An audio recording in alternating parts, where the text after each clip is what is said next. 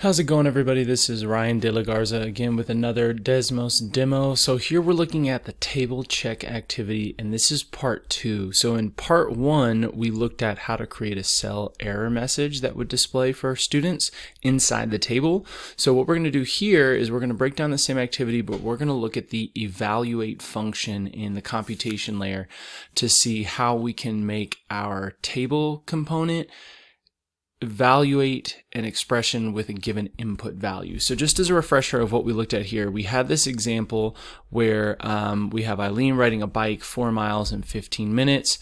So if we have an incorrect response, notice we get an error message, right? But if we come in and we do the correct response, so if we say like in 1 hour she went 16 minutes, now we have no error because it's evaluating this input in the function that we give it. So let's check out how we make that happen. So I got to set up here with an example that's we have an expression 3x plus 4, and we want to create a setup that will do that same thing. So let's come into our CL, and the first thing we need to do is we need to create the function in the computation layer. So I'm going to make f equals, and this is going to be my function, and it's going to be a simple function. And then I have to put this in quotations, and this is where we put our 3x plus 4. So what we've done here is we've just set up in our CL, we've created the function 3x plus 4, and we've given it the variable f. So now let's set up our cell error message. So we did this already. I'm going to make it in the second column, because really if there's a problem with what they entered, it's not with the input, it's the output that is the issue, right? That's what's not following the expression. Now we're going to need our conditionals, right? So what I want to know is when this function is not equal, right? So when the function evaluated at the given input does not equal the output that it should or that was provided, that's the problem. So we're going to need our not function. And here's what I'm going to do. I'm going to say I want to take function f, and I want to evaluate it at the value in table 3, because I'm on slide 3, so this is table 3. I want to take the numeric value of the first row, first column. And if that is not equal to the value in my table that's sitting in the first row, second column, then I want to have the error message of that number doesn't seem to work.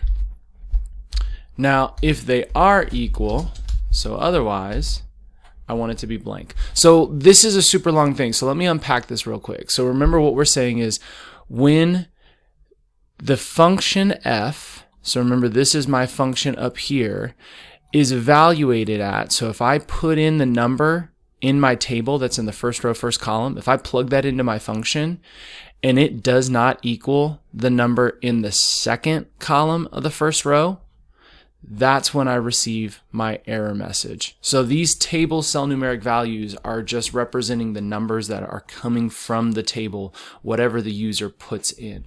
And then I'm saying when it's not equal, when those two values are not equal, that's when I get my error message. So now if we come out, let's test it out. So if I plug in a 2 for my x value, that would be 3 times 2 is 6 plus 4 is 10.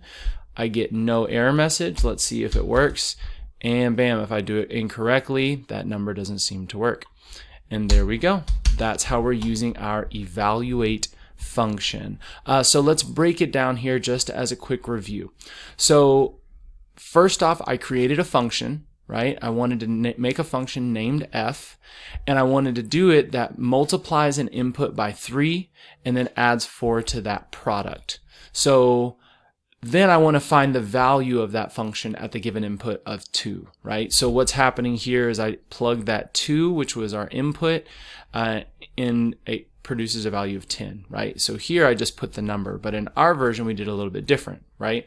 So in our version we wanted to make an error message that displayed in the first row, the second column, and it displayed the text that I provided when that value of the function f, which we outlined up here, that was evaluated as the x input from the table, so we pulled our table cell numeric value in the first row, first column, is not equal to the value in the table, the y input, which was at the first row, second column. And if they were equal, I would have no error.